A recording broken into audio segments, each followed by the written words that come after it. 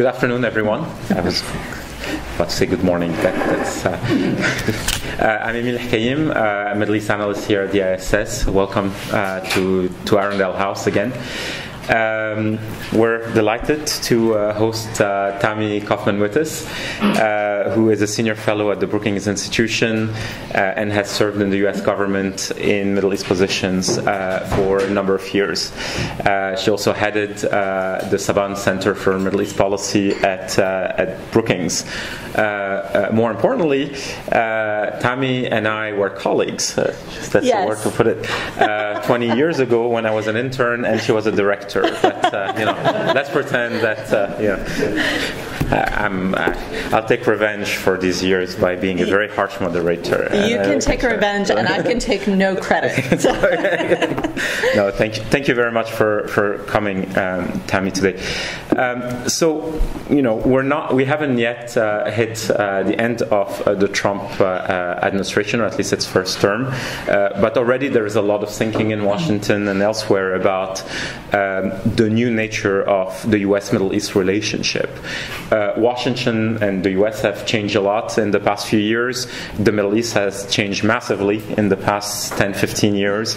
So the dynamics of the relationship have also changed a lot. There's been a lot of rhetoric from, great speeches to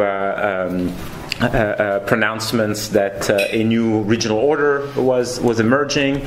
There were a couple of cataclysmic events in the meantime: the Iraq War, the variety of Middle East uprisings that morphed into civil wars, some diplomatic achievements like the nuclear deal that perhaps will not be carried further in the future, or perhaps will be revived.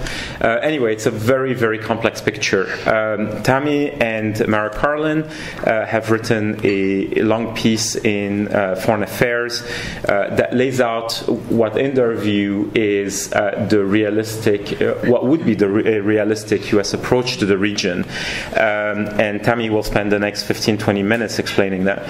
But there are other ideas also on the table, and in the discussion I hope we can also quiz you about some of the alternative perspectives on that. So anyway, thank you very much for coming, Tammy, and the floor is yours. Thank you, Emil. It's great to be with you all.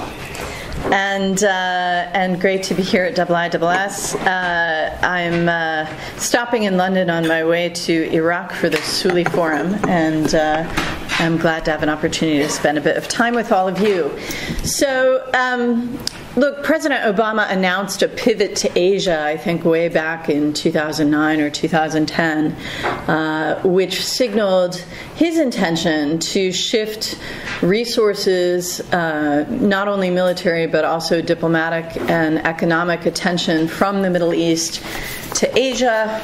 That was a pivot that was never fully accomplished during his tenure, in part because of the rise of ISIS and the return of U.S. combat troops to Iraq and then their insertion into Syria to combat ISIS.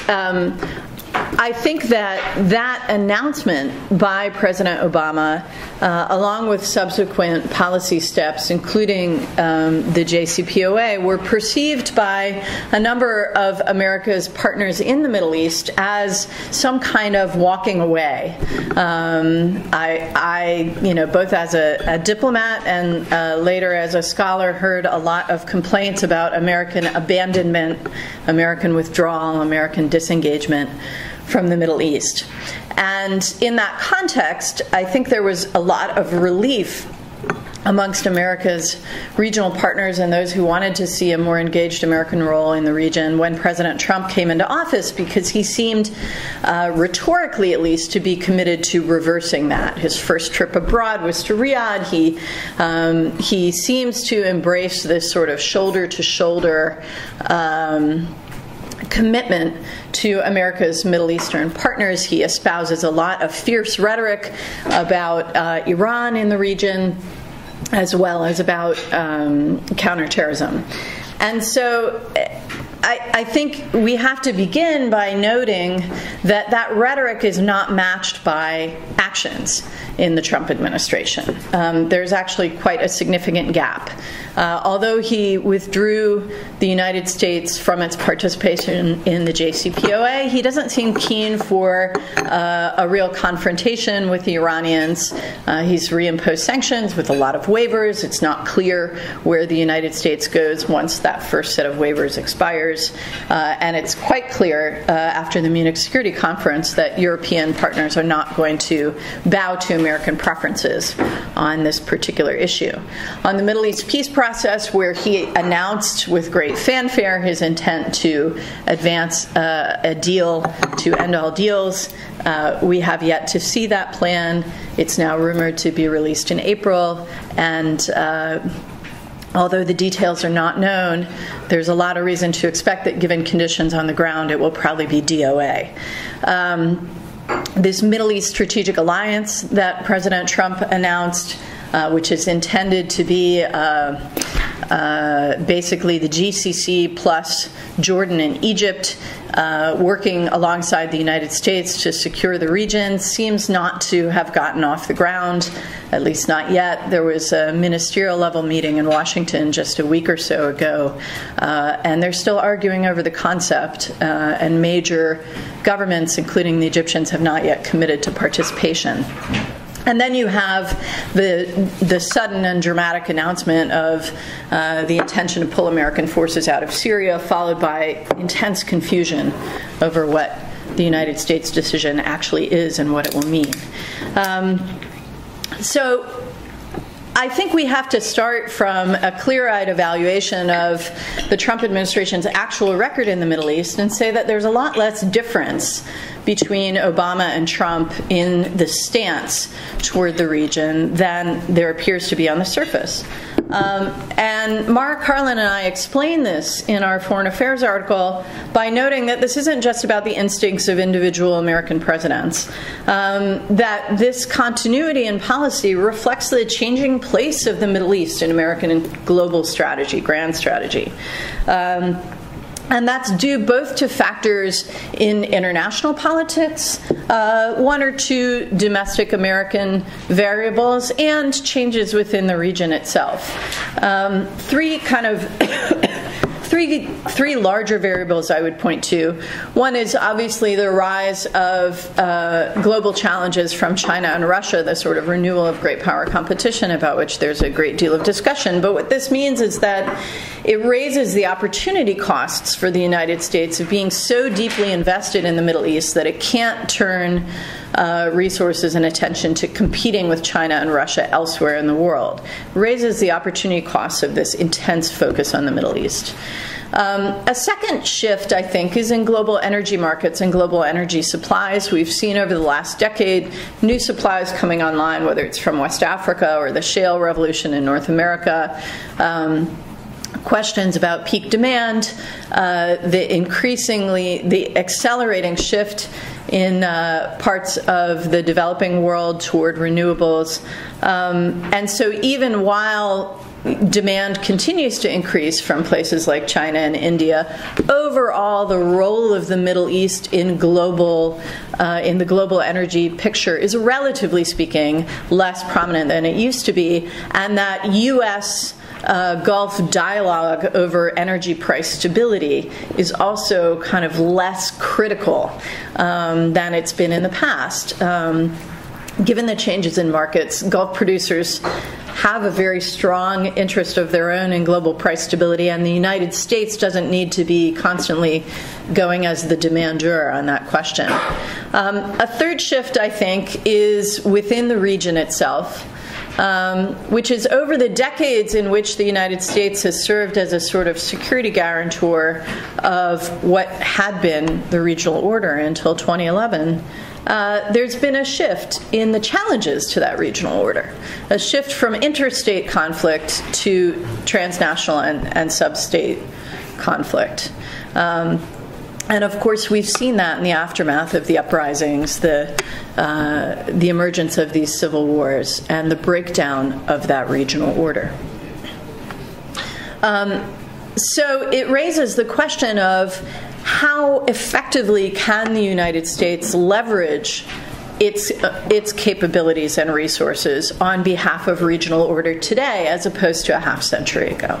It's a different set of challenges. It's more difficult to exercise leverage with the capabilities of an offshore power. And we are in a moment where whether it's friends or adversaries in the region, regional actors, regional governments are feeling existentially challenged. They are defining their security in increasingly maximalist terms, and they are much less likely than when that previous order was a sort of status quo order that we were all defending. They're much less likely to acquiesce in American priorities and American preferences. They have their own very strong priorities and preferences, and they are willing to advance those, sometimes through choices that are quite assertive and destabilizing. And so even where the United States has significant leverage, it's not clear that, given the balance of interests, that leverage is sufficient to, if you will, bend regional partners to its will.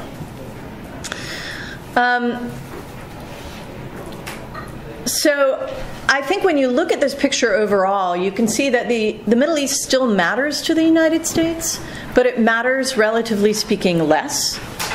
And while the United States still wants and needs to work with regional partners on behalf of its regional interests, it is harder to do that effectively in the current environment. And the result of these two trends is that the United States is struggling with how to play its role in the region.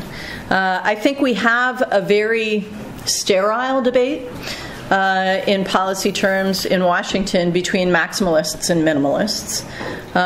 You have America Firsters, you have libertarians, you have leftists who argue on behalf of withdrawal.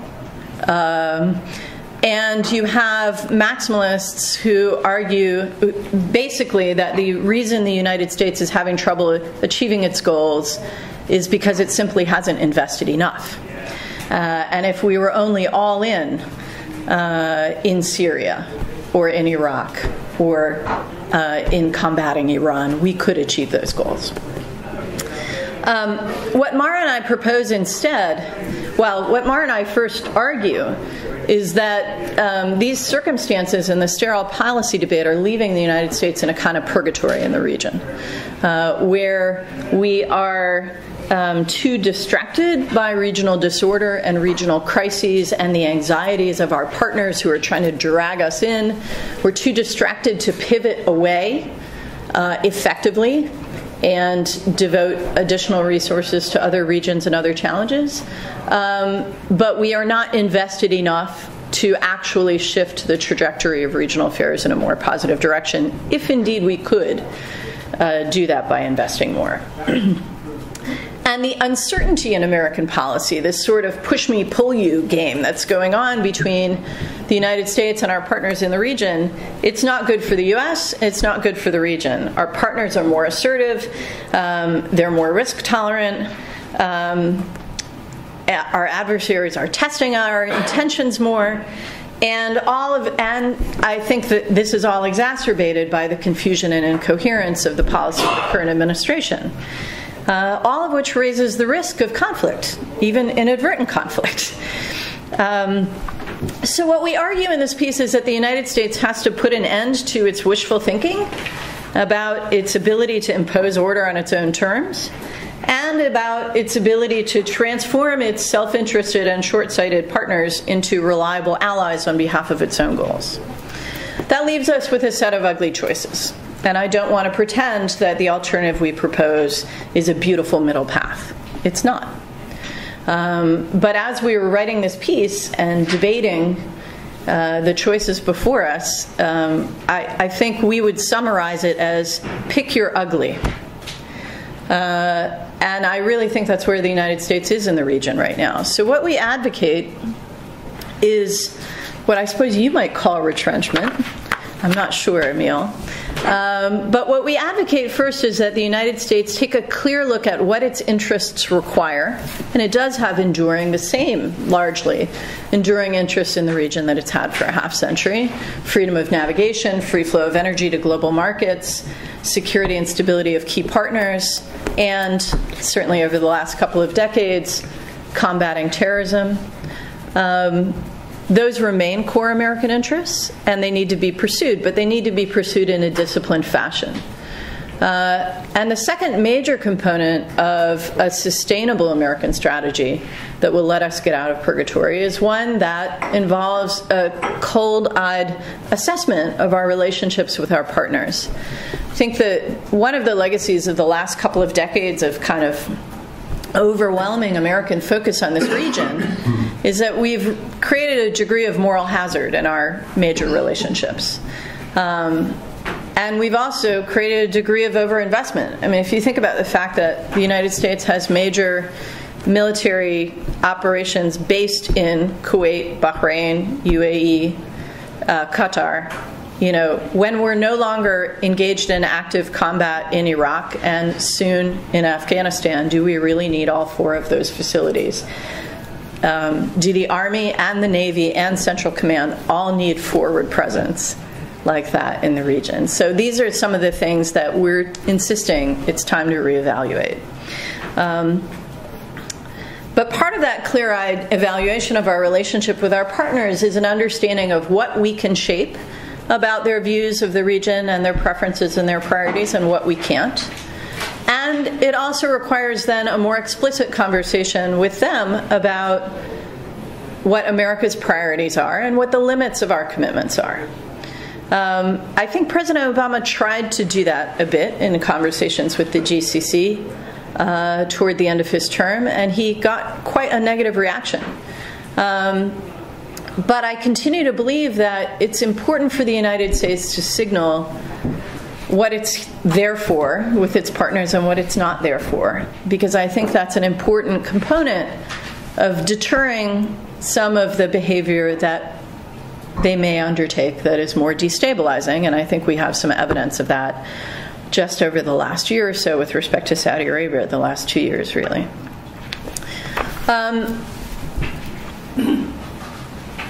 We can talk through in the discussion, if you like, what some of the specific implications are in various parts of the region or in various relationships. I'm happy to do that. What I think I want to leave you with at this point is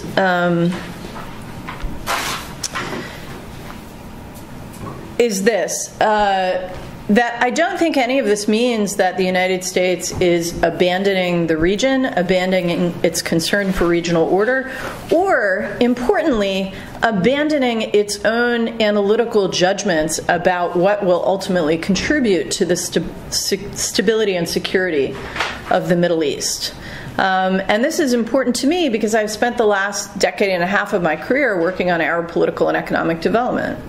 And I still believe very firmly that this region will not achieve lasting stability until you have a fundamental revision of the social contract between government and governed, until you have governments that are more transparent, accountable, responsive, participatory. I hold to that analytic judgment. I think the question that I was wrestling with in this piece and that I continue to wrestle with is how much can the United States really do to shape that right now? I think the answer to that question is much less now than 5 years ago, 10 years ago, 15 years ago, or 20 years ago. Now, does that mean that the United States sort of throws that analytical judgment out the window and uncritically embraces autocratic governments that are hurtling down the path toward new crises? No. I think that it's important for the United States to continue articulating its own view of what's necessary for lasting stability. And I think it's important for the United States to maintain faith with those in the region who share that belief and who are working on behalf of those kinds of reforms. But I don't think this is a moment when, for example, American democracy promotion efforts in the region, which I once led, can have a lot of effect in advancing reform programs by Arab governments. I just think that's unrealistic. So all of that is to say the problem we identified for American policy is one we can argue, although I think we've made a fairly compelling case. The answer we've arrived at is deeply unsatisfying. I'm not going to tell you that I think we've come up with something great. But I do think we've come up with something that's better than where we are right now, which, as I said, I think is rooted in a bit too much wishful thinking, both about the United States and about the region. So let me stop there and look forward to our conversation. Thank you, Tammy. Plenty to agree and disagree with. I think, in the piece, and we have a few copies left here, by the way, for those who are interested. What's refreshing in the piece is this honest statement that what may be good for the U.S. may not be necessarily good for the Middle East, right? I mean, that you actually accept that out of this recalibrating that you're calling for, something worse may come up. Now, I did a Control F search on the piece. And something that I didn't see, a word that I didn't see in the piece, is the word responsibility. Or perhaps it's irrelevant. I'm not, mentioning it. Is there something specific in the case of the U.S., because of its over-involvement, because of the Iraq War, because of a number of things, that somehow means that the U.S. has some specific responsibility? Or is that a distracting or not useful concept to even use at all in this kind of policy discussion? That's number one. I'm curious as an Arab, whether Americans should feel that there is something that they are responsible for in this matter.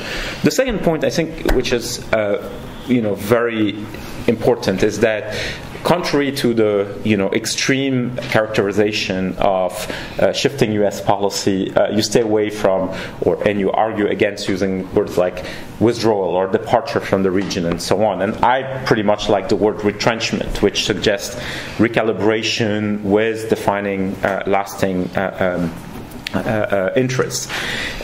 But here's like a practical point related to that. The U.S. under the Obama administration and now under the Trump administration basically dealt with two big issues, right? Iran and the nuclear diplomacy on one hand, and ISIS on the other.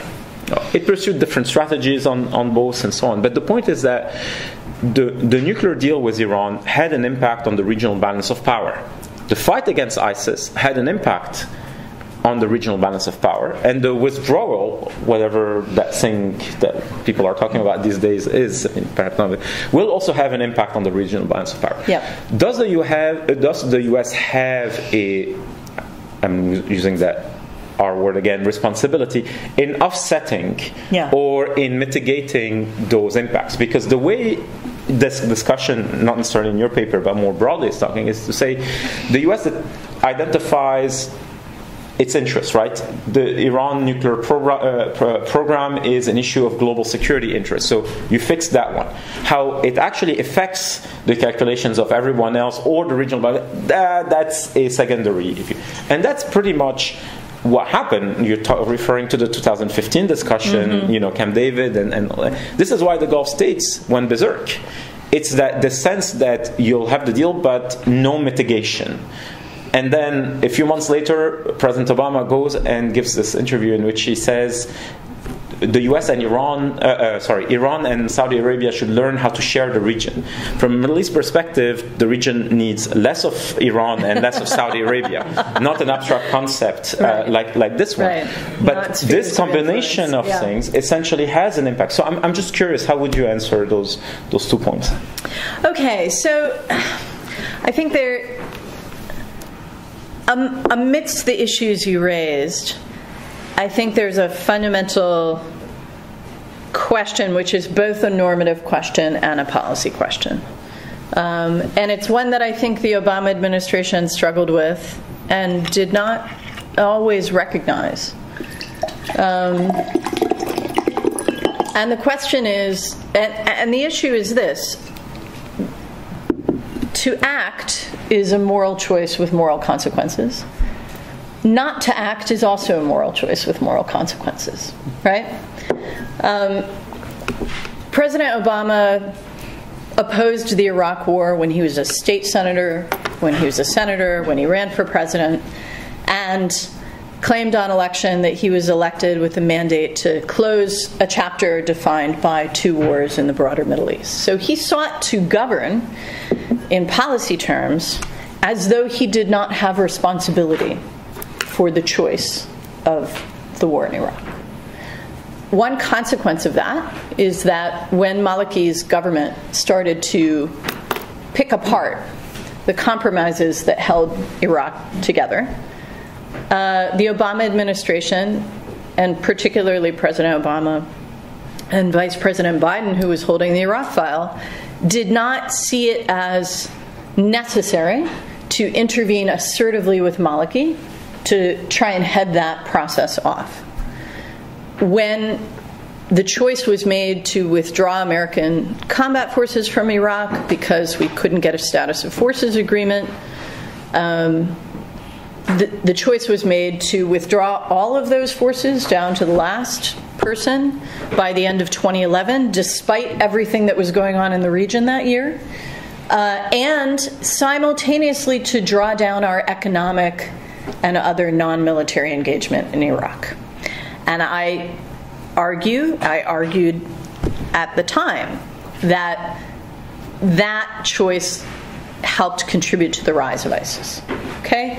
So the governing as though he could avoid moral responsibility for the choices that had been made by the previous president did not work out very well for the interests of the United States. Okay? Another choice that the Obama administration made was not to intervene in the Syrian civil war in a meaningful way, right? But to treat this as an anti-ISIS campaign in an isolated way. Despite the fact that Syria was quickly becoming a proxy conflict for broader power struggles in the region, not only Arab states and Iran, but also over political Islam and so on. And despite the fact that we know that civil wars don't always stay where they start in terms of their consequences. I think both Mara and I feel, and Mara served in the administration a little bit after I left. I left at the end of, or at the beginning of 2012. It's my view that that was a choice not to act, which was a choice with consequences. That the administration felt that not acting was inherently a more moral choice than acting, and I'm not sure I agree in those circumstances. Acting doesn't necessarily mean full-on intervention, but the Obama administration also didn't act to try and contain that conflict as it was emerging, right? So, in other words, this is my long-winded, nuanced answer to your very simple question. I think that you can't easily say that all the responsibility pushes in one direction or the other, right? Very fair point. Okay. Thank you. We have over half an hour, so please attract my attention and state your name and affiliation. Michael Stevens, Research Fellow from Lucy. Just want to take there's so many interesting points you've mentioned there. I'd love to go into sort of Obama administration stuff, but let's focus on the present. And one of the things you were saying is you're not abandoning this notion that, security, development, and economic well-being and prosperity in the region stem from some sort of renegotiation of the social contract. I don't know how many states in the region are currently that interested in renegotiating. In fact, they are renegotiating the social contract, just more oppressively. Yes. And the Algerians are the latest in a long run to see, I think, find this one out. Whether they will learn or not, given their history, is another matter. Let's hope so. It's something I'm struggling with as well, because obviously our own performance with regard to having leverage over the Gulf states with which we have a particularly unique relationship has proven very unfruitful. And we've kept very close to many of these Gulf monarchs only to see them roll back freedoms left, right, and centre, detain anybody that opposes them, and leading to some of the things that happened in Istanbul last year. So my question, I guess, is, given that I think we're in broad agreement in this room that that is the way forward, and we've got less leverage with which to do it, and in this country with Brexit we've got even less leverage than we had to do it, what do we do? Do we accept that this is just going one way and that we're going to get another outgrowth of either extremism or mass popular movements? Or both. Or a boom-bust cycle. I mean, is it a boom-bust cycle? How do we think in the medium term about this? Yeah. That is a key question. It's one that if I were in government, I would be occupied with right now. As a practical matter, as I suggested, I don't think that we have a lot of leverage over the choices of governments, except on the margins. Now, part of being more explicit with our partners about the limits of our commitments is saying, for example, to the Saudis and Emiratis, we understand that you have a certain vision of governance that involves state Islam rather than mass mobilization political Islam, right? That you're trying to squeeze that out of the public sphere, and you don't want any states in the region to be governed that way. We get that. But there's a difference between trying to enforce that in your own house and trying to impose it in other people's houses, right? That, I think, would be a useful conversation. As far as I know, we're not having that conversation. Okay, so there's an example, I think, of what we can do. I do think we can continue to advocate on individual human rights cases and categories, including in Saudi Arabia, including right now. And I think that it may well be, at least in the United States, that there's sufficient political will in our legislative body to impose a certain degree of conditionality on these relationships based on human rights concerns, especially the Saudis. So I expect that we'll see that, just as we've seen it more assertively in the Congress with Egypt over the last 10 years or so. So I don't think there's nothing that we can do, and I think there are a bunch of things that we will do. But I largely believe, in terms of where the region is going, that it's going to be a boom-bust cycle, or rather a swing of the pendulum, right? And fundamentally, that's a choice of the region's governments, right? To see if they can whistle past the graveyard yet again. I'm pretty confident the answer is ultimately no, but they seem intent on trying. I guess a quick follow-up would be, if we get another iteration of the Arab Spring, what is the US position likely to be? I mean, because it was, and our position was kind of the same, that we were very quiet when Mubarak was wobbling. When Bahrain was wobbling, we stepped in pretty quickly and provided reassurances. And then in Libya, we went all guns blazing, and then Syria, we held back. So the last example we have of this, there's no consistency of policy. I'm probably thinking that it's going to be the same the next time it happens as well, but I'm just thinking, is there a way to engage with mass popular movements in the region that leads to stability? Sure. I mean, it's not as though the United States has never been through this before. Okay, we had mass mobilization in South Korea, Taiwan, and the Philippines at the end of the Cold War. These are countries we thought were essential to our defense of the Pacific, especially the Philippines, where we had a major naval base. We went through it in our own hemisphere. And it is entirely possible for the United States to recognize, engage with, and when circumstances warrant, provide encouragement and support to democratic movements, even in autocratic allies. We managed transitions in all of those places, and in a place like Chile, maintaining good working relationships with the successor democratic governments, because we did that engagement, because we recognized that the popular opposition in those countries wasn't inherently adversarial to the United States. But that took time and work and a leap of faith to an extent. But it also took a lot of work internally to persuade ourselves that Jeane Kirkpatrick wasn't right, okay? That right-wing dictatorships are always preferable, right? And when they fall, it's always worse for us. I fear that one of the lessons, one of the mistaken lessons, I would say, that the United States has taken away from the Arab Spring is that Kirkpatrick was right after all. I just don't think that's true. Yeah. Tamara Wittes from the French Embassy. There were two issues that you haven't raised in your presentation. One is, well, at least impact what happened in the Middle East. One is on the relationship with Russia, which has become a dominant actor again, or at least more present than it used to be. And the second is the impact of the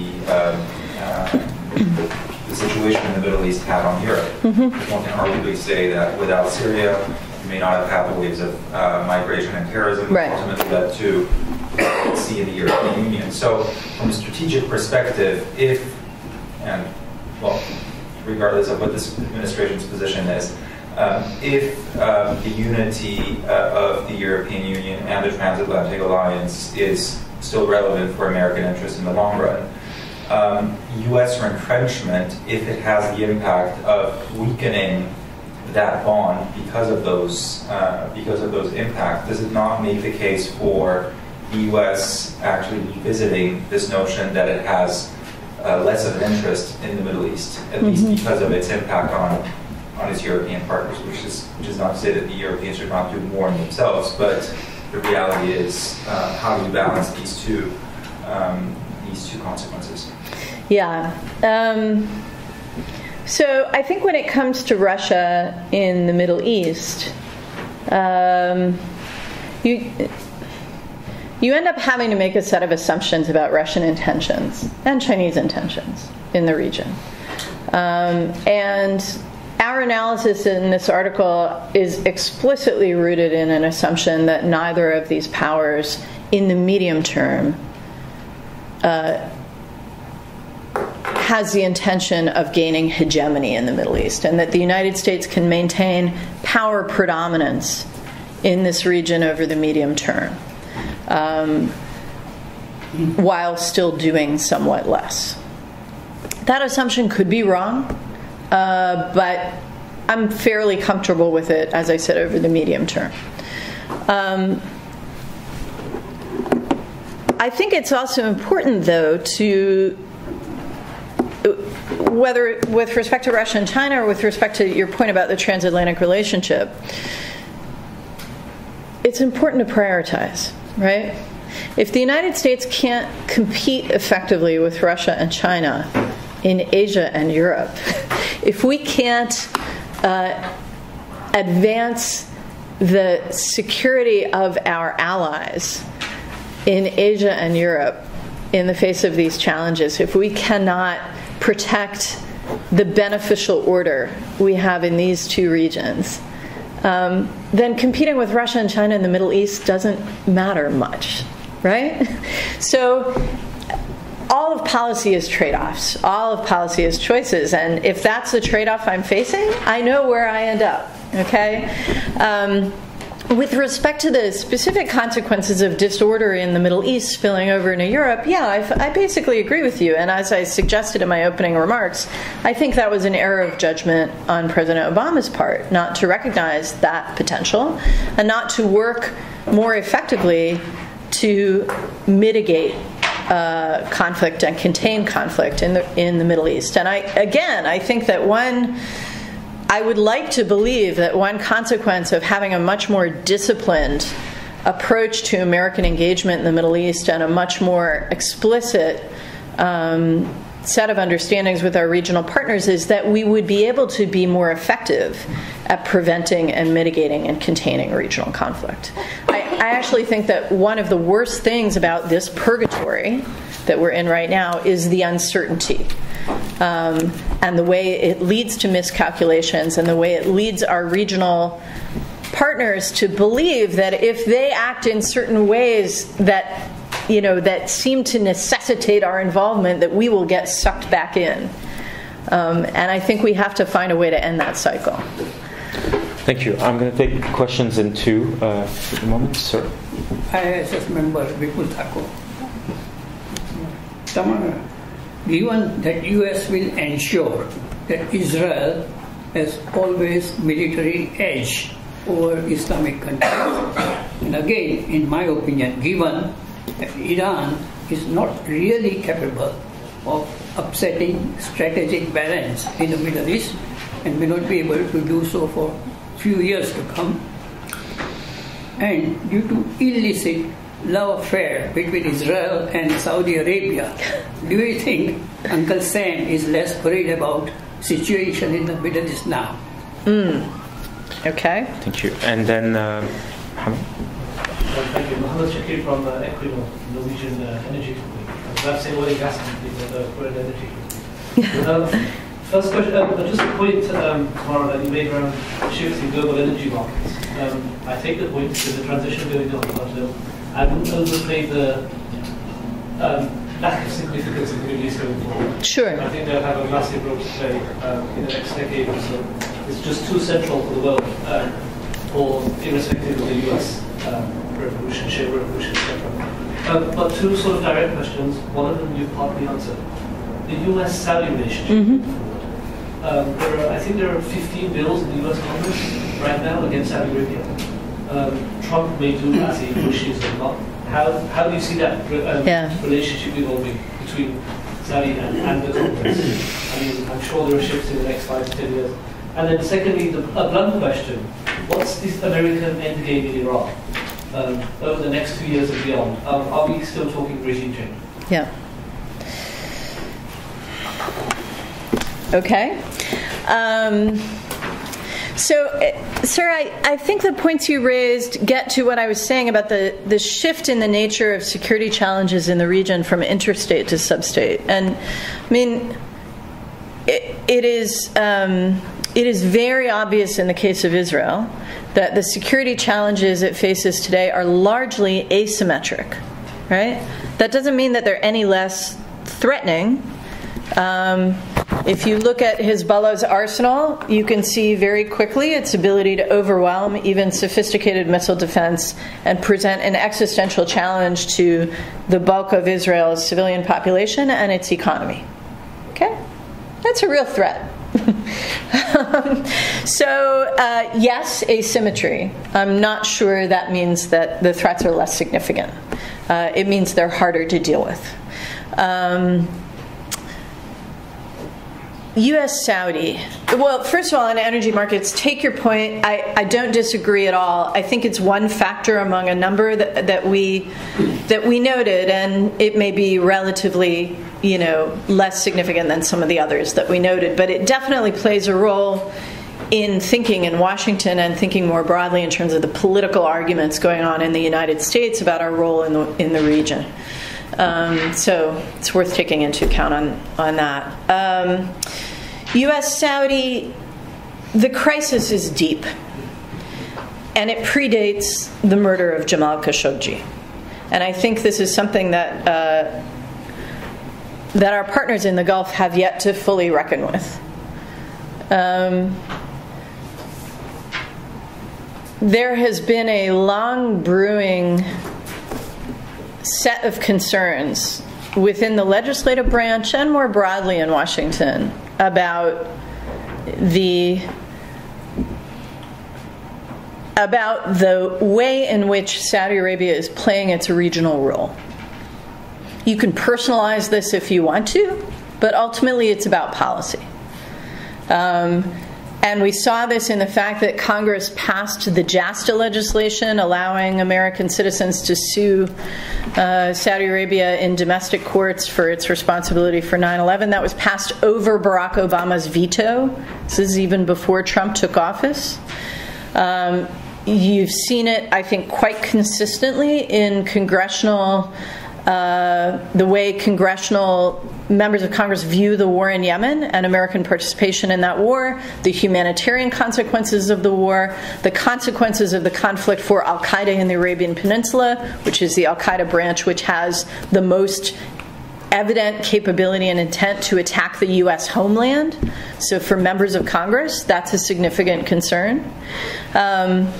I think and so the inability of the Arab parties to that conflict to satisfy American concerns about targeting and civilian deaths has created, sort of exacerbated what was an underlying concern about what these guys are doing. What is it they think they're doing? And then you had the kidnapping and forced resignation of Saad Hariri, you had the Ritz-Carlton arrests, you had the arrest of the women driving activists, and then you had Jamal's murder. So you got to understand the context within which this very dramatic, horrific, brutal action occurred in Washington. It was a catalyst that crystallized a bunch of chemical elements that had already been there, okay?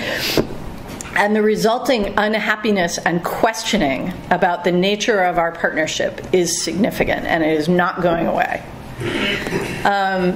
What Congress is ultimately going to end up doing about it will depend in part on the administration, and it will depend in part on whether the Kingdom of Saudi Arabia takes seriously those congressional concerns, which, quite frankly, it has yet to do. It's my view that the Kingdom could do a lot to address those concerns. I think that the steps that we've seen on behalf of the Yemen peace process are important. They're a good beginning. We need to see that consistently and energetically pursued.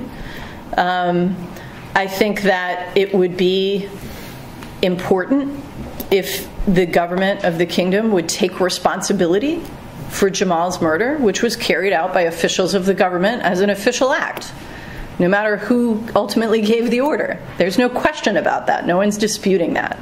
So just as President Bush took responsibility for the abuses of Abu Ghraib and apologized publicly, although he did not give those orders, I think that's something the Kingdom can and should do. I think it's important for I think the Kingdom could address congressional concerns by signaling its understanding that a change in its regional approach is needed, that, addressing the crisis with the Qataris in a more significant way so that we could have a more united front in dealing with regional challenges. And I think signaling a change in direction also in terms of these repressive policies and seeing some of these activists released. So these are some of the things I think the Kingdom could do that would really make a difference to congressional attitudes. But I also think that the Trump administration's decision to not just to defend the Saudis in the face of this congressional criticism, but to refuse to engage with congressional critics of both parties. The sort of robust the robust nature of the administration's response to these congressional concerns, I think, is generating its own momentum. And the way they double down, I think, makes even Republican members of Congress feel like, this is a tail wagging the dog. So. I mean, on this point, just quickly, it was quite interesting during the Obama years when the Gulf states felt that their relationship with the White House was tense. What they ended up doing is actually courting Congress quite a lot, and then suddenly, Bob Corker and dozens of other senators would be courted quite aggressively. But their sentiments on the Iran deal, which was a major issue, were there anyway. They were already there. So anyway, what the Gulf states did is actually play, whether one agrees with them or not. I don't agree with them on that on that front, but they proved a bit flexible. The problem is when Trump comes to power, they think they won in a way, that actually they are they don't have to worry about other types of American constraint, which to some extent shows you that there are people in Riyadh and elsewhere who have a very simplistic view of decision-making in Washington, including constraints on what the U.S. can do militarily or not. A top U.S. official once told me, "Look, we don't have a problem with Saudi objectives. We have a problem with how they go about it." So it's more about the method, but over time the method, I mean, it's cumulative, right? As you say, it's that all these bad things, how do you, you can't really align with it. I suspect, and I don't know if you agree from the standpoint of Washington, that if there is a change in 2020, Saudi is probably the Middle Eastern country that would lose the most in terms of its relationship with Washington. I think there are a number of countries who have found it expedient. Well, let me say that differently. I think there are some countries who have found the Trump administration so congenial that they have ended up being identified in Washington with one party over another. And that's a consequence partly of the way they've played their diplomacy, and it's a consequence partly of the degree of political polarization in the United States, where, if the president says, "I like blue ties," the Democrats say, "We hate blue ties. No one will ever wear a blue tie again." And the 12 states will buy all the blue ties. Right. Yeah. So, that's just the nature of things right now in Washington. It's very hard to avoid a partisan valence on what you're doing. But I agree with you that there are certain actors who have really played into that. And I think what we see in some of the reporting that's come out about the UAE, about Israel in particular, during the period immediately after President Trump's election, during the transition period, is that these are two governments that made a choice that here's a guy who sounds like he agrees with us on the issues, but he doesn't know a lot about the region, and if we invest a lot right now in him, his family, the people getting to know them, educating them about the region, we can get them on board and get them to accede to our preferences. And it sounds as though that's what they worked to do. Now, how do they see that today? I don't know, to be honest. I have to wonder whether in the wake of the Syria decision, they're wondering what they've ended up with, having put all their eggs in that basket. Whether that means that a Democratic president will turn around and, slam the door on the Saudis, fundamentally, I think there's still a pretty broad consensus in Washington that the Middle East does matter, although, as I said, I think relatively less than it used to, and that these countries are important partners. But that doesn't mean that we should uncritically embrace them. And we've managed to have productive partnerships with the Saudis and the Israelis over many decades, often with some very significant disagreements. And there's no reason why we have to have uncritical partnerships. Actually, what benefits us both are honest partnerships. So that's what I would anticipate. Okay, last three questions. So Ian Black first, then Tier, then... Thank you. Thanks. I'm from the Middle East Centre at LSE. You referred briefly to Trump's deal of the century. Do you expect any surprises? Do you think that it will have any kind of afterlife if, as expected, it's rejected by the Palestinian side, but accepted conditionally perhaps by a future Israeli government? Mm-hmm. Connected to that, can the Palestinian issue, far less dominant today than it has been for many decades, but can it actually recover from what Trump has done? Can future presidents, will a second Trump term kill it off completely, or will a future American president be able to rescue, if you like, the commitment to a two-state solution? And lastly, connected, what should other countries be doing? Obviously, I won't mention the B word, but the European Union at least, what can it do to keep alive what has been so badly damaged by Trump in recent times? Professor Hunsa. My name is Mara Karlin, Iranian Center for Policy Studies. I just wanted to pick up on the question that the gentleman asked about U.S.-Iran relations. And I wanted to know what your own personal evaluation is of the way that the U.S. has behaved and since withdrawing from JCPOA in trying to organize the Warsaw meeting, sort of to champion an alliance against Iran, the comments that Vice President Pence made or in Munich. Do you think that, I mean, on the one hand, American public diplomacy against Iran tries to incite the Iranian people to rebel against their government in the absence of knowing what kind of a situation they're going to be landing in.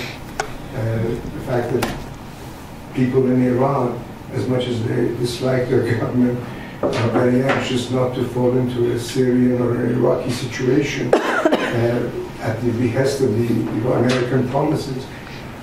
Another important factor, I think, is that you mentioned in your talk is the decline in the rhetoric concerning democracy. People are not referring to that anymore. I mean, President Bush went to Iraq to bring democracy. Nobody's talking about promoting democracy in Iraq, let's say, or anywhere else, especially now that populist and soft fascism is on the rise, even in Western Europe. The question I'm asking is, how do you put this in the fact that from a perspective of people, let's say, in Iran or political actors, the dominance that Iran has been able to gain, let's say, a relative dominance in the region, is due to American failures. I mean, they haven't done anything. The Americans have gone into Iraq, into Lebanon, going back to the time of the Reagan administration, to Afghanistan, Syria. They have incited certain concepts and then they're withdrawn and the Iranians have filled the vacuum. I mean, this is the trend that has followed. Now, the question is that the alliance on the regional side, the alliance between, let's say, on a holy alliance between Israel and Saudi Arabia in trying to encourage the United States towards hostility. I mean, how does this fit in from your perspective? Yeah, all right. And finally, just the fact that in the GCC, the late GCC, many members within the GCC who were at one point 20, 30 years ago maybe totally reformed to counter Iran, many of them don't want to see, maybe half of them today, Iran being severely punished because of the fact that that would mean that they would become more under the shadow of Saudi Arabia and things like that. Okay, thank you. And last question. David Butter, Chatham House. I'm briefly just following on the Iran point. I mean, you said in one of your recommendations at the end, the United States should return to the nuclear agreement and continue efforts to roll back Iran's bad behavior. Now that seems to presuppose quite an early change in Washington, because obviously a second Trump administration would make those calculations more difficult.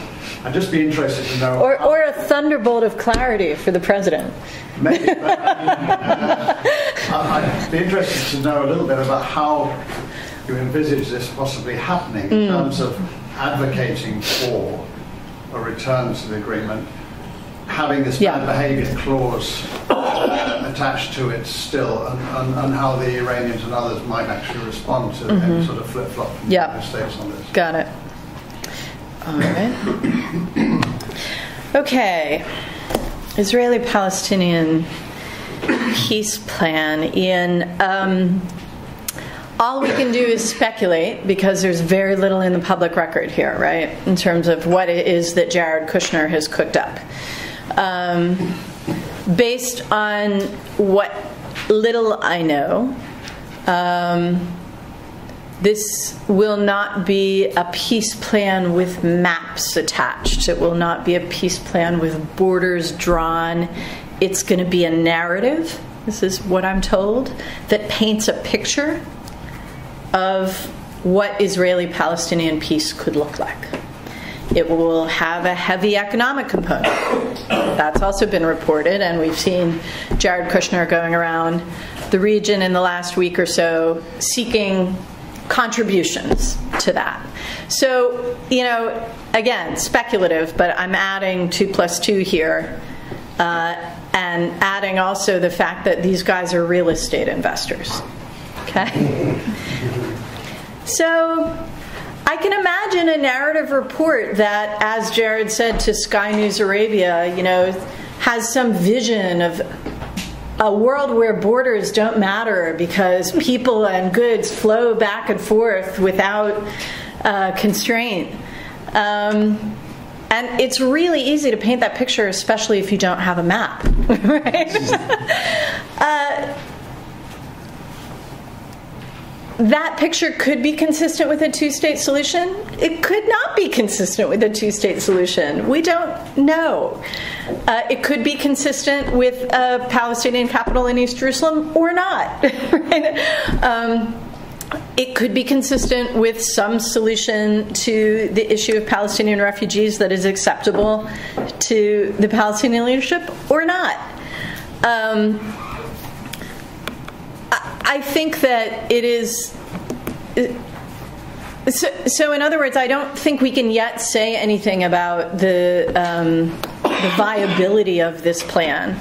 But what I don't expect are the kind of details that will satisfy the core questions both sides have about the final status issues. And it comes in the context of extremely challenging domestic politics in Israel and in Palestine. And it comes in the context of a Trump administration who's going to put it on the table, having said, well, we've taken Jerusalem off the table and we've taken refugees off the table. So that's a really unfavorable context. So if the question is, do I think this thing is likely to have much viability either in the short term or, you know, a couple of years from now? No, I don't. I think that, and as we say in the Foreign Affairs article, I actually think the primary role of the United States and of other external actors right now is to constrain the worst impulses of both sides and do what we can to keep prospects for a two-state solution viable. And that has very specific implications, especially with regard to things like settlement policy. Can a future president rescue the two-state solution, rescue relationship with the Palestinians from what the Trump administration has done? In theory, yes. But it doesn't depend only on the United States. It also depends on what happens on the ground over the next few years. And I think a lot of the concern that I hear, and I'm sure you hear, is that various factors on the ground seem to be pushing toward a tipping point in terms of the viability of a two-state outcome. But steps like shutting down the PLO mission in Washington or shutting down our consulate as a mission to the Palestinians, these things are reversible. U.S., Iran, and more broadly, the issue of democracy and democracy promotion and whether the United States can return to the JCPOA. I think the Trump administration made no bones from the beginning about its lack of fealty to international human rights law and that set of norms about democracy and its benefits that have typically been a standard part of American diplomacy under both Republican and Democratic presidents. But we've seen in the last year in particular, we've seen this rhetoric about human rights emerge with respect to American adversaries. Okay? It is very, very rare. I can probably count on one hand the number of times that the U.S. State Department has issued criticisms of friendly governments for human rights abuses. And the consequence of that, in my view, for U.S. foreign policy is that the criticism, the substantive criticism of abuses of human rights, which are egregious in Iran as well as in the other places where the United States has criticized. But it's difficult to take that American criticism at face value when it is so selective, right? And that's why Republican and Democratic presidents in the past have been less selective. They've never been fully consistent, but they haven't been this hypocritical. So the hypocrisy, I think, undermines the effectiveness of the diplomacy on this issue overall. But it's not quite true to say that the Trump administration doesn't talk about democracy, but it talks about it in Venezuela and Iran and Cuba, right? How might the United States return to the JCPOA and this thing about bad behavior? Look, and I think this goes to the earlier comment as well. All of us who worked on the JCPOA understood that it was only ever intended to address one dimension of Iranian policy that, from an American perspective, was destabilizing to the region and to the world, as you noted, which was the nuclear program. The ballistic missile program is dealt with under UN Security Council resolutions and remains a concern. And the issue of Iranian interventionism or Iranian expeditionary non-state proxies or non-state partners in other parts of the region is a real concern.